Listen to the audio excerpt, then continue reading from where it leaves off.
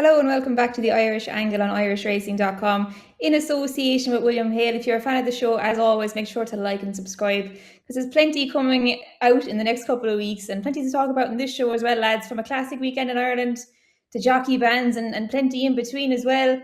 It was a scorching week of weather this week, Johnny. A bit of reshuffling of schedule in the UK, I suppose, in particular. Didn't affect us too much, but our racing wasn't affected too badly, thankfully. No, we had I thought we'd magnificent racing over the 3 days, really. At the Curragh, they were, I suppose, lucky and slightly unlucky with the weather, because it came on the back of like the very warm weather, which Naas would have gotten to an extent. But I feel it was very comfortable, nice weather in Ireland, and ultimately the Curragh would take that 3 days weather-wise every year. The Derby's been ruined at times by bad weather, and the Curragh's, as you said yourself, Emma, when it's windy and wet, it's miserable enough. So they were lucky in that regard. I mean, I don't need to say how alarming the weather was over the last week, particularly in France and Spain, and the English race courses. Like, it's a sign of where we're at that they had to do that. And like we were just having a conversation coming on air about like the ground at Roscommon tomorrow, because I'm trying to figure out what horses to tip there and what the ground will be like. And it is hard to know what the weather will be like. And that's becoming a real feature now, where you just get a lot of really erratic weather forecasts as well as weather itself. But thankfully we were okay weather-wise last week. Would have been challenging for the ground staff to ensure safe ground. But the Curragh seems to go well, and I thought it was brilliant racing over the 3 days. It was a bit of a guessing game, I suppose, because there was kind of potentially heavy rain forecast, which didn't transpire in the Curragh. Thankfully, it kind of added a bit to the weekend. And I was there Saturday. I have to say there was a good atmosphere, great crowd around. I wasn't there yesterday, but it looked like a great crowd on TV and plenty around the parading and things like that. And I suppose to mirror a great weekend of racing, Paddy, there was great racing all the way through, and we started with the first Group 1 of the weekend, the Pretty Polly on the Saturday. Estrange came over from the UK, and she put in a big performance to land that one. She did, Emma, and I was absolutely buzzing for her, because if there was ever a horse that deserved a Group 1, it was Estrange. She's a filly that I never backed or anything like that, never invested anything, but just the fact that she's nearly white and very pretty, and she always just catches your eye. And Danny Tudor gave her a smashing, uncomplicated ride. She's probably matured. She probably doesn't want to be running too many times on good to firm, but she got away with it. Joseph's filly is probably not the superstar we were hoping. The Oaks farm doesn't seem to be stacking up, with the Judbond horse failing in Ascot, but it still was a great race. And I'd say Joseph's filly we probably won't see her over 1.25 miles again. You think it was the trip that beat her? So yeah, I suppose she was the underwhelming one. She was a big drifter as well in the market beforehand. Johnny, she could only manage fourth afterwards, getting the weight. Look, I suppose it is difficult maybe even getting that weight for age allowance to take on these older fillies, but she was definitely disappointing on the day. Oh, what a fascinating market, Emma. The 9 to 4 into 13 days on the show is good money in a Group 1, even in this day.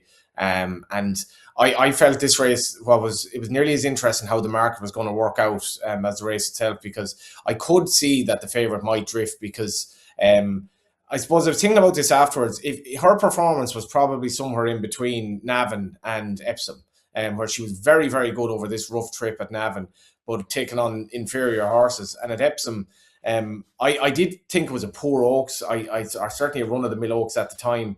And for all that she was brilliant, this was much, much tougher, like taking on proper horses.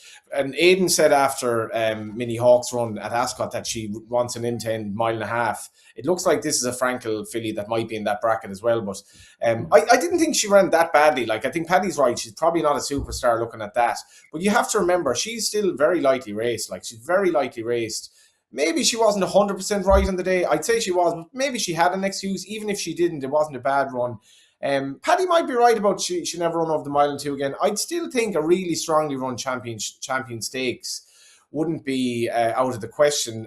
Paddy might be right, but if she did run in that, can you imagine if she took on the Irish Derby winner, even the Baid's brother who ran fourth and didn't stay in the Irish Derby, and the likes of Ombudsman or something like that would be incredible. But I wouldn't give up on her. Although for all that, I think Paddy is right. It wasn't. She looked like she probably isn't a superstar on the base of that run, because I tipped Red Letter in the race, but with respect to Red Letter, she probably should be beating her. I think she had post-race coughing as well, reported from the vets. So listen, you have to take that at face value. I thought she ran very well, and Dylan's report on the way back in, getting the beaten jockey's opinion, he seemed quite happy with her, and she came there on the bridle like she did in Epsom. She just didn't have the boot to go by them like she did over a mile and a half. Yeah, look, I was talking to maybe a couple of good paddock judges who maybe suggested she looked better in Epsom as well than she did at the Curragh. So look, maybe a quick-ish turnaround. I think she's better than that personally, and I wouldn't be surprised if she was better than that in the future as well. But you can't take it away from the winner. It looks like the Nassau next for her maybe, and you have to give props to One Look back in third as well. What a tough little filly she is. She absolutely loves the Curragh. I think she's only been out of the first three once there, when she was fourth on her first start this season. She was still only beaten about 2 lengths that day, but it was definitely a career best from her in second there, and she looks like a filly who'll have another fun year this year. Had the Derby then yesterday. Paddy Benvenuto Cellini, he made amends for that Epsom mishap, I suppose, could you call it. I thought he didn't break particularly well again, but it was a very proactive ride by Ryan Moore. I thought it was probably Ryan Moore maybe at his best. He made kind of decisions early on that kind of influenced the way the race went. Yeah, I think that's why Ryan Moore has this job. I thought it was one of his best rides of the year, really. Yeah, I like you. I'd be worried about that horse kind of going to America and stuff like that. He's fallen out of stalls twice. I'd say you could just go back to Epsom and say he just doesn't go on soft ground. I watched it back a good few times. He broke as well as JJ Raddock, and he just didn't act on the ground, and we won't go into the non-runner stuff, but I'd say he's just not a soft ground horse. I was watching the race and I was thinking, Jesus, Ryan's in trouble here. He's last. But I couldn't figure out, from camera angle, how far off the rail Ross Ryan was. And I like Ross Ryan as a rider, but you've the favourite in the Derby behind you, and you leave a gap of 2 horses up your inside for Ryan Moore to make 4 or 5 lengths up easy as he likes. I know Ross wouldn't have liked to being stuck on the rail in the Ballydoyle carriage, if you say it, but the race was well settled down at that stage. He could see in front of him that he wasn't going to get in trouble. He was kind of keeping Dylan Brown McMonagle out, and for me, if he goes in and sits on the rail, he makes Ryan Moore go around the whole field at some stage. I think Ryan sits for longer, waits for longer. So you got a cheap 4 or 5 lengths there, and it was a brilliant ride, absolutely smashing ride. He's probably a better horse than I was giving him credit for, to be fair. He got there very easy. He did look a little bit idle in front, but he hit the line hard. He's a really good stayer, and you can see him getting down and gritty. He had to work to get by the Epsom Derby winner. He's a decent horse as well. I don't know if they're absolute superstars or anything, but I think Benvenuto Cellini, looking at him, he's probably going to improve another bit again. And Ryan did say so after the race, that he thought he was still a little bit green in front. So, he was there plenty early for over a mile and a half. But I thought it was an exceptionally good ride. And Ryan Moore all weekend he was different gravy, wasn't he? Yeah, I thought, there's plenty of jockeys, I suppose, who make good decisions in the closing stages of a race, but to make a kind of race-changing decision that early on, it's kind of what maybe sets the likes of Ryan Moore apart from other riders. Johnny, look, it was a very, very strongly run race. I think he proved he stays very well. Proved he likes, that faster surface. But you'd imagine maybe now they might drop back to 10 furlongs. I think they touted Champion Stakes as possibly an option before rounding off the year in the Breeders' Cup turf. Yeah, and the Axis didn't have a pacemaker in the Gold Cup, which I thought was interesting. They must have had so much faith in Scandinavia, being able to, do it regardless of what happened. But in the Champion Stakes, if this lad runs, there will 100% be something to help him, because that was the way the race panned out yesterday. Whether you believe or don't believe the chat around team tactics, this race worked out well for him from a pace perspective. I wasn't able to go to the Curragh yesterday. My plan was to go to Croke Park to watch Galway. I wasn't able to go to either, but as they were in the betting ring for this, the match had started at Croker, and I asked Ray Mulvaney for a double Benvenuto Cellini into Galway, right? So I was delighted after this race. Not only did he win, but Ray Mulvaney told me I'd gotten a better price than I looked for, which is a rare bonus and a good sign of a bookmaker, all of that. But my attitude in the race was I'd be very surprised if Anything beat him if it weren't Rahib. And I didn't get maybe that there was massive confidence behind him. He's kind of shaped like a bit of a non-stayer. But just to echo what Paddy said, what a brilliant ride this was. I thought that, I'm a bit of a worn record on drone footage. I thought the drone footage on the TV was brilliant, just showing you could nearly see inside Ryan Moore's mind what he was thinking. I felt he probably was there soon enough, and I was actually getting a little bit worried at one stage that he might tie up in front, but I felt it was a very good performance, beating solid horses, if horses that didn't have his ability. But you know what actually struck me most about the race, just reading comments afterwards, this is the first time, and Aidan O'Brien is 100 odd winners into Royal Ascot. Desert King was that 96 or some 30 odd years ago. I have never ever seen him make a comment after the race as I've never seen him, even when Antonius Pius was running and he'd finished a complete piggish third under Jamie Spencer in one of these good races. I remember Aidan saying he answered his critics today. Like, Aidan defends his horses like an overprotective father defends his daughter. I have never ever seen him make a comment that he made after the race, which was reported in the Racing Post. I had no faith after Epsom. He said about the horse. I was amazed. I thought it was a double take. I said, that can't be Aidan O'Brien. To admit doubts about a horse or a horse ability. And I was absolutely happy. Ironically, I was happy to put a line through Epsom, which is exactly what the stewards did. But the ground that day, I thought he'd no chance after the way Calandigan ran, on the basis of the way he didn't handle it at Doncaster, and it probably wasn't a million miles off the heavy at Doncaster.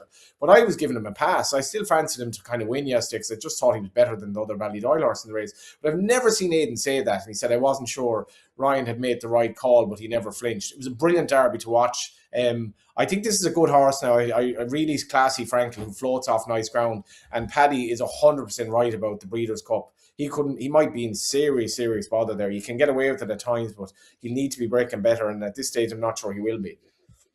Yeah, that probably would be the worry. I think he's a pretty good horse, though. Technically unbeaten as a 3-year-old now as well, whether you agree with that or disagree. But I wouldn't be surprised if he's able to cope with that drop back to 10 furlongs. Like you said, Johnny, I'd imagine they'll probably employ a pacemaker if and when he does drop back. But I think he's a horse with a bit of class. And Ryan Moore never wavered. Like you said, it kind of been an easy decision, I suppose, especially with the kind of rain that was threatening to come at the Curragh as well. And you have to give props to the Epsom Derby winner as well. I'd say he ran his race. He ran a cracker there in second as well on ground, which probably wouldn't have been favourable to him. So like you said, it was a great race to watch.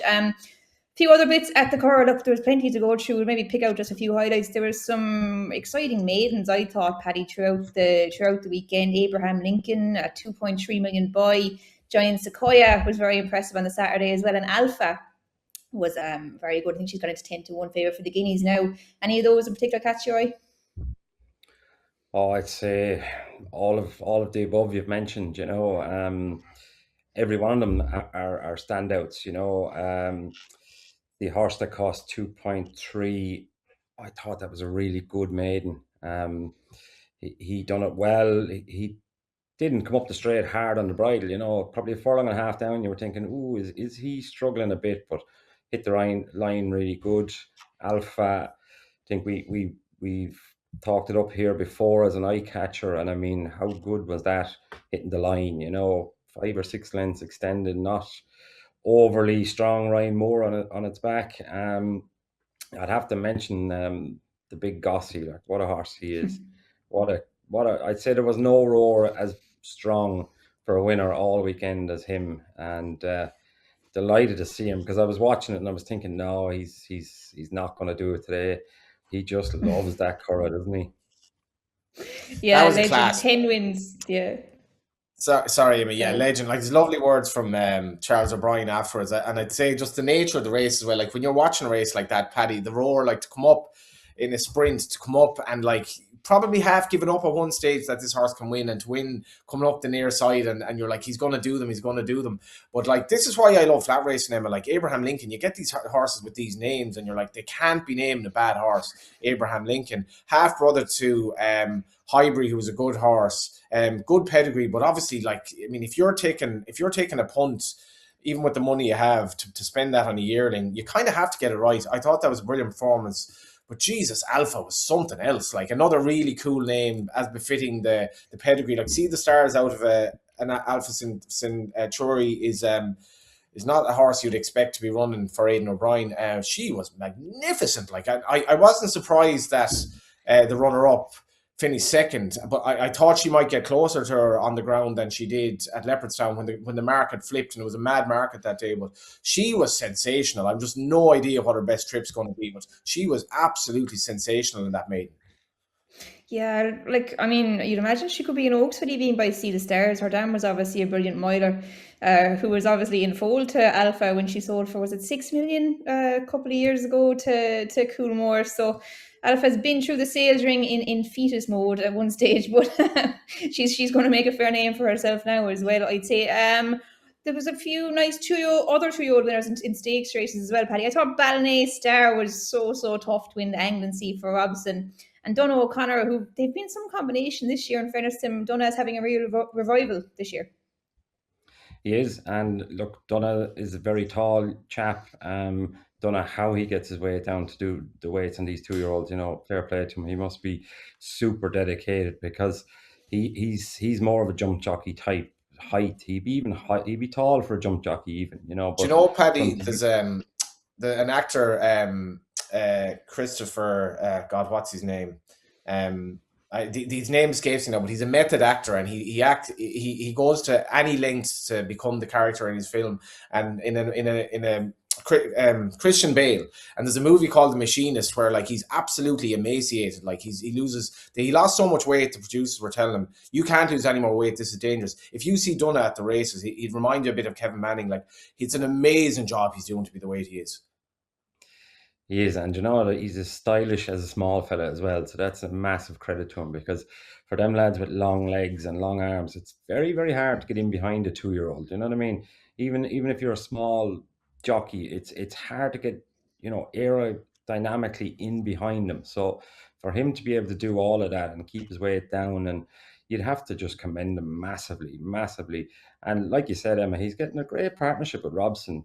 I think Robson's probably, he could be the best 2-year-old trainer in Ireland. You know, what he's producing with these young horses is amazing, and he's buying them himself. You know, he's training them himself. And listen, if Kia throws the ties out of pram again and jumps out of the yard, I don't think he'll have any problem getting owners into that yard.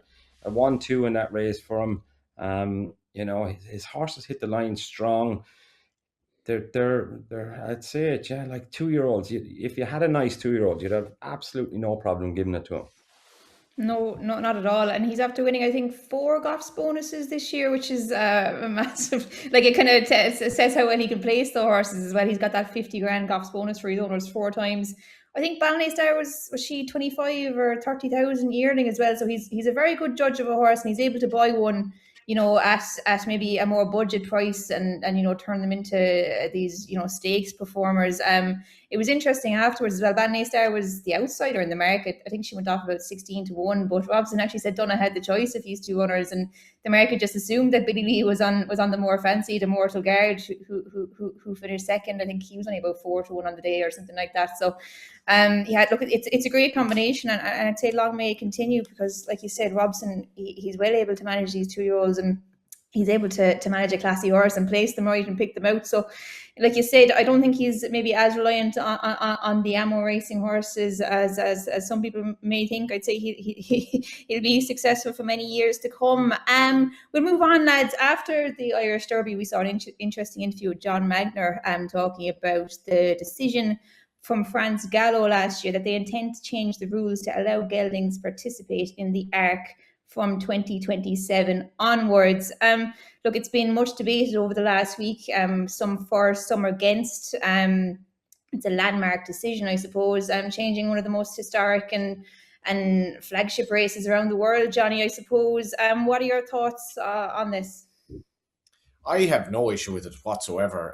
If you're a gelding running the Arc, you're unlucky, really, in one sense, because if he's good enough to run the Arc, he's probably good enough to be a stallion. And you see these very good horses who end up just not being precocious. They're gelded, and then they end up being brilliant, and they race on or whatever. But John Magner's comments were interesting. We don't hear much from the big man, so these comments were noteworthy. At the same time, interested to see JP McManus as well, by the way, in the photos after the Derby.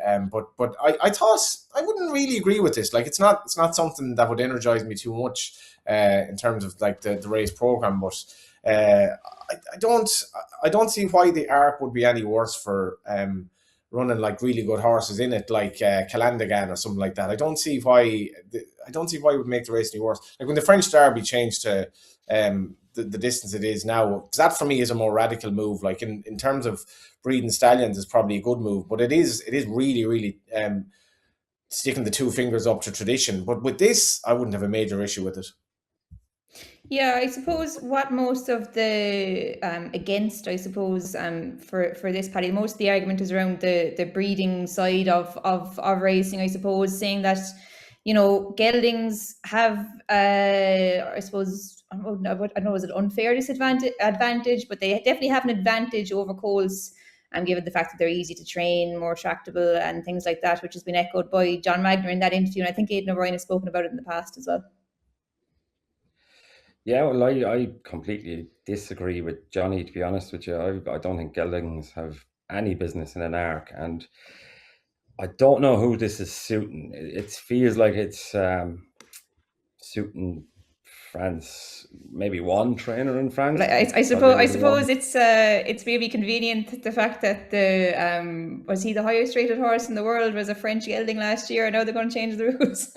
Yeah, and I'd say that's that could be a lot to do with it. I mean, for me, like the Arc is, even when I wasn't the biggest fan of flat racing, Jesus, the Arc meant so much, from the trophy itself, how beautiful it is and how elegant of a race course and tradition of it. And I mean, it's hard, very, very hard to get a colt to the Arc at that time of the year, and it takes a really good training performance to do that. If you put a colt on a horse box and he has a bad trip, that he can't win, that sort of way. You put a gelding up there, you're nearly guaranteed that gelding is not going to overbile or underperform or get a sniff of a filly, going around the ring. I think there's an art to training colts, and there's an art to training geldings and fillies, obviously, but a gelding is way easier to train than a colt, because the hormones in the colt, you just don't know what mood they're going to be in on the day, so you're training them to the absolute minute for that race. Whereas a gelding, you can kind of take a lot more chances. If you have a little niggle leading up to it, the horse isn't going to be too fresh, with a couple of days off or something like that. So I really do agree with Aidan O'Brien's opinion on it. I can only see it suiting one person. Now it'd be suit the betting if you had a very good gelding, that sort of way, like a hot favourite, happy days. But like, we've enough races for the geldings, to be honest with you. There won't be that many, though. I imagine, like, you wouldn't imagine there'd be that many. In fairness, Paddy, Willie Mullins could end up with 3 or 4 in it. Do you reckon? Yeah. Yeah, but like I my argument against that's what plenty of people are saying as well, that Willie will probably win it with something he's prepping for Cheltenham or something like that. But like, if these colts aren't good enough to beat these, like a gelding like that, are they these elite but they have an prospects? advantage. Like they definitely do have an advantage because of the calmness of a gelding compared to the finicky nature of a colt. So yeah, I really do. I do. Yeah. Maybe they should bar fillies from the race to make it easier for the colts to concentrate. No, but, I don't know. Like that's a big factor. The 3-year-old fillies get a very good allowance in the Arc, which is in itself a little bit questionable. They do, and they've got a great record in it as well. But I definitely see the point of the colts being easier to, or the geldings being easier to train. Like, naturally enough, there isn't as much on their mind. I don't think like fillies and geldings aren't really, they're not the same thing. You know, fillies will still have the, you know, they'll be in heat, there'll be hormonal things involved in their training as well. But look, I think it's very rare that you'll get a gelding of Clandrigan's ability. You know, it just maybe a bit convenient now that they're going changing it when it's, you know, him and maybe Goliath as well might be another one who'd be an obvious candidate for the race. But, you know, it's very rare because connections are obviously going to be slow to geld a horse like that unless there is, you know, something, you know, I think Clandrigan was very hard to manage as a young horse. But then, you know, for me to be the best horse in the world, to be one of the best horses in the world, you have to have it all, including mentality. And, you know, you question then, why are these horses being gelded? They obviously are lacking a bit of mentality that these colts have. You know, they've got a stronger kind of constitution mindset. And then, you know, you're saying, should they be allowed to run in and win this race, which, you know, could crown them as, you know, the best in the world in this division? I'm probably maybe not very strong of an opinion of it. I can see why they would consider leaving them in. Look, it's the best race in the world. The best horses in the world should be allowed to run in it. But at the same time, looking at it, you know, for the benefit of the breed as a whole, and, you know, tradition is important as well, I think, in racing. And you know, I don't think you should maybe change things unless they have to be changed. And I don't really think this has to be changed just for, I think, look, it is only Clandrigan is probably bringing this rule in. I agree with Emma. That's what I agree with it. What you said there is like, it doesn't need to change. You know what I mean? There's no super geldings out there. Okay, there's one or two very good horses, but there was no need for the tinkering. And you know yourself, we look at Cheltenham, we look at this, all these other race meetings that start tinkering. It doesn't end well, and it doesn't sit well with people. That then you say, like, that French Arc is a really traditional race, you know. I would disagree about this fillies allowance. You wouldn't have seen a Nagle and Mini Hawk maybe go as close without £7 off their back. But like, I still think the Arc is a stallion making race, really. It is, yeah, 100%. And I think, like, when there's so many of these middle distance races being knocked, and, you know, people are talking about the Irish Derby, the Epsom Derby, about, oh, you know, these are national hunt stallion making races. People are of that opinion. But, you know, the Arc kind of still feels that elite kind of status. And, you know, if you've got a middle distance colt, if they can go and win the Arc, they're still going to be, you know, this elite racehorse. And for me, it's the best race in the world. You know, it's the one you're always looking forward to watching at the end of the year. And like you said, Paddy, to get a colt there, to handle everything involved in an Arc, to get to that stage of the season and win it, it takes, you know, exceptional skill and training from the trainer and for the horse to be an exceptional horse. So, look, I'm probably swaying slightly on the side of not agreeing with it, but I probably wouldn't have as strong opinion on it as some others would. It's £10, by the way, Emma. £10 that the 3-year-old fillies get off the older.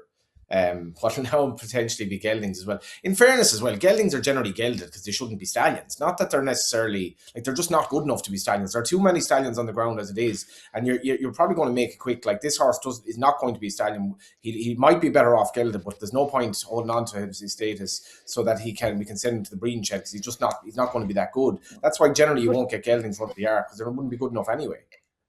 Yeah, look, yeah, I suppose, but like, geldings that are running to this level have been gelded because there's a reason they're gelded. They were probably unmanageable as a 2-year-old, or just weren't able to handle it.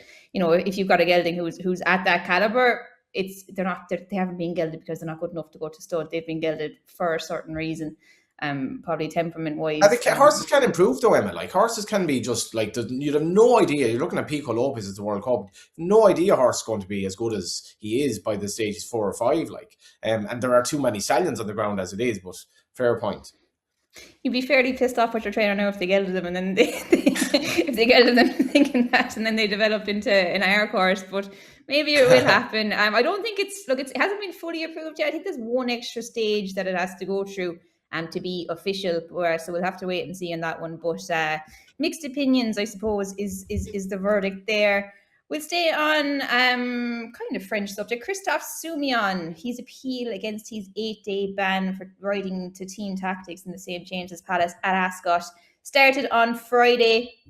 Soumillon had a number of different excuses for He's right. He kind of branded the ban he got as nonsense from the BHA. One of the more interesting claims that Christoph made was that he saw a group of school children on the bend earlier on in the day when he was walking the course, and he moved his horse off the rail so that he wouldn't be distracted. What did you make of that, Paddy? Do you want my honest opinion, or I do. Did you ever say anything to the Stewards to rival that, Paddy? I had a good one day. I what was the horse of it? I was riding Rare Bob, and Ruby was riding Trafford Lad, I think. And we were neck and neck all the way up the straight in Punchestown one day. But while I was lying on him from the back of the last, and I beat him in nose, I think, and Ruby came in like he always did. I'll get that in the stewards room, make sure the stewards heard it, So anyway, stewards inquiry. But what they failed to do was go back from 3 out, and Ruby was lying on top of me, and they wouldn't go back and look at it. So my excuse was, a horse's nature is back in when horses were wild animals, that when they were getting attacked by wolves, that they'd lie into the wolf so that the wolf couldn't pull the skin off them, which is a fact. It is a fact. If you walk into a horse and push them, they'll push back against you. How did Ruby react to that? Well, Ruby standing there, he actually went, that wasn't a bad one. I've never heard it before. So my reaction was, he pushed me so much that's why my horse leaned back on him, So yeah, but yeah, no, Christoph, I mean, yeah, I think you lost it there when you started mentioning the wolves, Paddy. Like Paddy might have a point here. But yeah, Christoph, yeah, Jesus, that was a good one. I've seen someone make an AI video of it. It was very funny. If you haven't seen it, go on to X and have a look for it. But no, listen, do you know what? The more I listen to it, and the more I look at it, I think this was a Christoph Sumian decision. I don't think he was told to pull off the rail and let Ryan Moore up there, because I don't think Ryan Moore expects that from his jockeys riding for Aiden, that sort of way. The more I look at it, I think Christoph thought he was beat, had a quick look under his shoulder, saw Bo Echo was outside and Ryan was inside, and decided, right, I'll be the hero here for Ballydoyle, and I'll keep getting me checks, every year. But I don't like. Is there anything really that wrong with getting out of the way as well if you're beat, Johnny? Like, because he was beat at that stage anyway. Like, it's not as if he pulled him out and ruined his horse's chances. No, I suppose, and no, there isn't. But I think Paddy's right here. Like, Ireland was kind of lit up by Sumi coming over riding for the top horses here last season when Aiden decided. I thought that was brilliant. Like, I love an exotic rider coming over, and he's certainly an exotic rider, but I would have just taken my punishment here, Emma. I don't know about you. I quite enjoyed it, to be honest. I'm kind of hoping he gets off now. It was creative, if nothing else. I think we're going to hear the verdict on Thursday. But yeah, like it wasn't just the school children on the corner. I think he was saying David Egan was riding aggressively, and his horse wasn't comfortable, made noise, I think, and that he had hung when he rode him in Longchamp last year as well, so he pulled off the bend to avoid that happening. So there was a combination of reasons why he did it, and it'll be interesting to see what the BHA's verdict on Thursday will be. We've had a couple more bans for riders over the last week as well. Shamie Heffernan, you spoke about last week the incident at Limerick when he got the ban there, but he's gotten 24 days over the last week for his ride on the Secret Adversary in Ascot. Won the race, but used his weight 3 times above the permitted level and didn't give his mount enough time to respond. 24 days he got, Paddy. It was doubled due to the race being a Class 1 race. That's my issue with this. I cannot understand why a ban should be doubled because of the type of race it is. Surely the rules should be the same across every single race, no matter what grade it's running. Yeah, I agree, and I think maybe if you want to double the fine or something, that would work, because the prize money is obviously bigger in a bigger race. But listen, once they brought in the number of strikes, Emma, that's where it all stems from. Once there's no common sense for the stewards, like anybody watching that race wouldn't have had an issue with Shamie Heffernan, whether they were not for horse racing or against it. Nothing on the ride looked like it was wrong, that sort of way. But look, that's the rules. Shamie knows the rules. He's not, as we said before, he's no spring chicken. But I find it a little bit funny that he's getting 24 days for trying to win a race, and he only gets 14 for not trying to win the race. Like which is the worst? That is classic, Paddy. That is classic whataboutery now, a word that was invented in Northern Ireland. But Jesus Christ, like, is that not the absolute nail on the head of this whole thing? Yeah, I mean, where's the rules going? You know, that sort of way. When you're getting 10 more days for actually trying to win a race for owners, trainers, and punters, and then when you're locking one up in Limerick, and you know, you're probably bringing the game into a little bit of disrepute by doing it, and everybody saw it. You are blatantly not letting the horse win, and you get 14. I mean, where's the sense in that? What was greater damage to the sport of those two rides? Like, did people go away from Royal Ascot, oh my God, I will never ever watch horse racing again? Did you see what Jamie Heffernan did on that winner? It was awful to watch. And then you watch Limerick and you're like, what was worse? Yeah, I didn't see any or much, if any, reaction to the winning ride at Royal Ascot. I don't think anyone noticed anything wrong with with how many times he hit the horse. But there was plenty of reaction to the Limerick incident. Look, it's a costly suspension for Shamey. He'll have a long holiday now. He'll miss Galway and Goodwood as well. And we saw Shane Foley as well in the steward's room during the week. He was hit with a 9-day ban on Wednesday evening at Naas after winning on the Moyglaire filly for Jessica Harrington, Moonlit Sun. What did you make of this incident, Johnny? I thought it was harsh enough on Shane now. I didn't see the head on, but like I think, in fairness, I think Dusty is one of the more honest people that you'll deal with in racing. Like he was of the opinion that she changed her legs and rolled out. He'd won snugly. The stewards found that he'd intentionally interfered with White Sand Beach, that's a subjective take on it now without seeing the head on. I've seen the race. I'm not sure he intentionally impeded. I think he tried to win the race, but I think that was like trying to maneuver out of a pocket in the horse that was unquestionably the best horse in the race. Now, generally, if you're caught intentionally interfering with the horse, for me, that should be a heavy sanction and actually should be basically thrown out of the race, because you just shouldn't be doing that.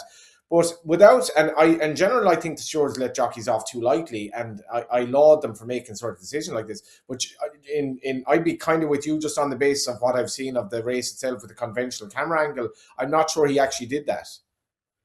Yeah, Paddy, I thought there was enough room for him to go out, and I thought the filly herself, maybe, as Shane reported to the stewards, looked green and maybe just ducked a bit right herself. I don't think it was a deliberate manoeuvre from the jockey. No, I'll agree with you, to be honest. I thought it was harsh now because I think it was doubled for a second offence as well. But I've watched it about 15 times now, and Shane Foley, inside the furlong and a half, knows he's probably going to win. Aidan O'Brien's horse outside him had been hard off the bridle, probably had got 2 strikes behind the saddle before Shane actually got anywhere near it. There was a bit of room there. Shane, you can see, if you're watching slow down, you can see Shane's right hand pulling his horse out towards the O'Brien horse. That's just to go by the 2 in front of him. He's going too well. He's going to run into the back of them, basically, if he keeps going where he is. But as he pulls out, his horse overreacts from greenness. And there's a point where you can actually slow it down and pause it. And you can see Shane Foley's body weight is completely on the left side of the horse. He actually nearly came off him. If he didn't have a good hold of his head, he'd have been off him on the left. So when he gets out, the horse literally goes out from underneath Shane and decides to go and hit O'Brien's horse. Now, it's not Shane. Shane went to come out to get into that lane to go and win his race. His horse then overreacted. He had a stick in his right hand, bumped off O'Brien's, and they were side by side. That's what I have a little bit of an issue with. If he was a half length up on O'Brien's and shot in front of him, that's quite dangerous. When you're side to side and you meet a little bump shoulder to shoulder, it's not as bad. But that wasn't Shane's doing. That was the horse's greenness. And then when he gets out, he actually gives it a bit of a flick behind the saddle, and it goes to go right. And then when he stops actually pushing it, it grabs the bridle and wins really easy. I'd say it's a nice horse. So I think there was a lot going on. But I'd say they were harsh enough on him, to be honest with you. And I'd say if I was him, I'd be appealing it. Yeah, I wouldn't be surprised to see him appeal it, because I thought it was harsh as well on what I saw. I think it's hard to maybe say definitively. To me, it looked like the filly was green, and it's hard to say definitively that it was deliberate from Shane Foley, because it's not really what it looked like on the screen to me anyway. And we had the Derby sale last week, Johnny. Plenty of records broken there. Record turnover, record average price, some big spending from some of the top owners. We saw Rob Core buying the top lot there, Walk the Talk, a brother of Talk the Talk, and Joe Tizard spending a big money as well on a gelding from the family of Brighter Days Ahead, Caldwell Potter, Mighty Potter. Some big money being spent in national hunt racing. It's hard to wrap your head around, these figures for, a 3-year-old gelding. But the appetite for these horses is definitely there. Yeah, I'd say that the jump scene now is almost like a microcosm of capitalism, where there's the top and then there's kind of everything else. Like, it's just like the money. Like, I'd say it's very, very. I'd say national hunt horses in general, unless they're these like ridiculous stores with these owners who absolutely know that it's a bad investment. Like, I mean, buying national hunt horse for this money is crazy. Like, it just makes no sense. Have you any idea how fragile these horses are? The risk of injury, the risk of them basically not being as good as you think they will, the risk of them having some sort of an issue, all of that makes this money insane. Like, I always roll my eyes, and I know Kia has done some ridiculous spending on young, yearlings and so on, and breeze horses. But like, you see, the money spent on national hunt horses. But that's where it is. It's the real big owners who want that dream. They want to buy. They want that big Cheltenham winner. And then I'd say that the rest of the national hunt market. And I know Noel Mead has spoken about this, where basically he's just more or less, he feels like he's kind of priced out. That's why he's gone buying. And you can actually get value on the flat. That's very, very hard with national hunt racing, which doesn't really make sense, considering national hunt racing should be more random and basically unfashionable bred horses should win. But it just goes to show that I mean, this is financial madness. Like, but the owners, the likes of Rob Cord, they don't mind that. They're chasing the dream. They're chasing the dream. It's hard to buy a store horse now, Paddy, but you wouldn't be complaining if you were selling one. Oh, that's a fact, really. If you've a good type now and with a good pedigree, geez, you're 100 grand plus, really, aren't you? But I'm going back thinking like Desi Hughes' time, where it was 20 and 25 grand. I think Hardy Eustace might have been 20 or 15, and at the time he was probably expensive enough for Desi. But it doesn't look like it's ending. Like, I thought 4 or 5 years ago the point-to-point sales would slow down, because name me 10 grade 1 winners that have come out of it, that aren't Envoy Allen or them big names. It's very So, Paddy, hard how is that a way to, like, I made this point, and I'm not knocking the guys who make money with it. How is point to point training a horse within an inch of his life to win a 4-year-old maiden? How is that good for racehorse training as a general rule? Like, how would you train a horse if you designed to train a horse who might have, they say 5 years, like the good judges, 5 years you might have if you're lucky with a good horse. How would it make sense to train him and then go back to bumpers? Like, how would that make sense? Yeah, look, sure, the lads in Wexford are producing very straightforward horses, Johnny. They can go and run in bumpers, and they can run in maiden hurdles, or they could probably go out and run the chase straight away. And I suppose that's where the people are buying them. I suppose it's probably for quicker return, but it still doesn't make any sense to me, because it's not a quick return. Because most of the time, if they run the bumper, they'll be put away, because, like you said, they haven't trained hard as a 4-year-old. There's very few of them, hit the ground running straight away. But for me, I'd rather have a store horse and tip away and, probably break them and do all of that yourself. But that's me, old fashioned. I'm not involved in the sales. I don't know enough about it to give a really strong opinion. I just know they're very expensive. That they are, and I'm sure it'll reflect on foal sales to come as well. They're crazy prices, kind of following on from the Arkle sale. Doesn't seem to be slowing down whatsoever. Lads, we'll wrap it up there. I'll go to you both for a horse to follow before we do, though. Johnny, I might go to you first if you have one.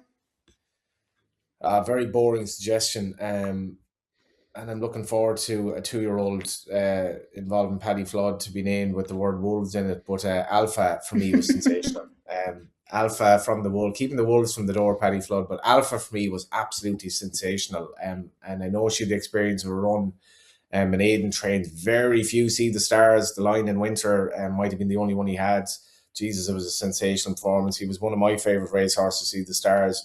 But I'd say the Dam was definitely one of my favourite fillies. I think I might have backed her once or twice, and I loved her. It goes back to, obviously, funny enough, goes back to Master Craftsman, who was one of See the Stars generation, I think, if I remember rightly.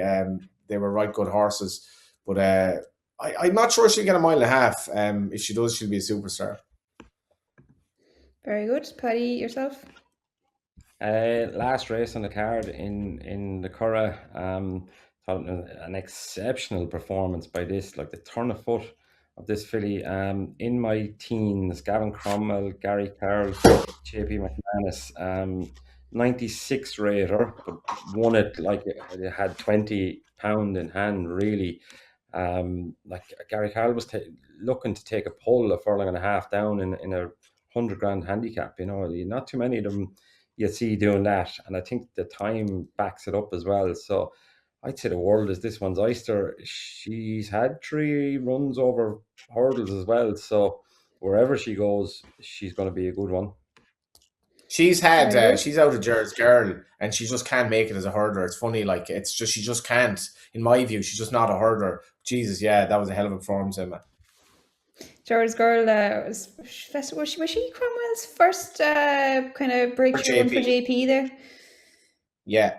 Yeah, it's nice to see JP supporting him with the progeny then as well. It's kind of something he tends to do. He gets all the progeny his way as well. So yeah, definitely looks one to follow. I'd agree with you there. I'll stick to the Curragh as well. I'll go to that Coles Maiden on the Saturday. Obviously, the winner was very good. He stepped forward massively on his debut, but I thought the second horse, Oklahoma, Wooden Bastard out of Hydrangea, obviously bred in the purple, looked really, really well in the ring beforehand. Imagine he'll come on plenty for that run as well. That was first time out for him. I'd imagine he could close the gap significantly on the winner that day if they met again. He's entered in the Golden Fleece, which is now being run as a Group 1. So I think Oklahoma, definitely one you can put in your notebooks to follow next time out, although I'd imagine he'll be quite a short price, but I'd say he'll be a top class colt down the line. We'll wrap it up there, lads. Thanks very much for everything, and thanks very much for everyone for tuning in. If you like the show, make sure to like and subscribe. We've got some new stuff coming out this week. Paddy's got his own new show coming soon, and there's going to be racing replays on irishracing.com from this week onwards, I think, so make sure to keep an eye out on the site for those updates as well. Thanks for watching. Bye for now.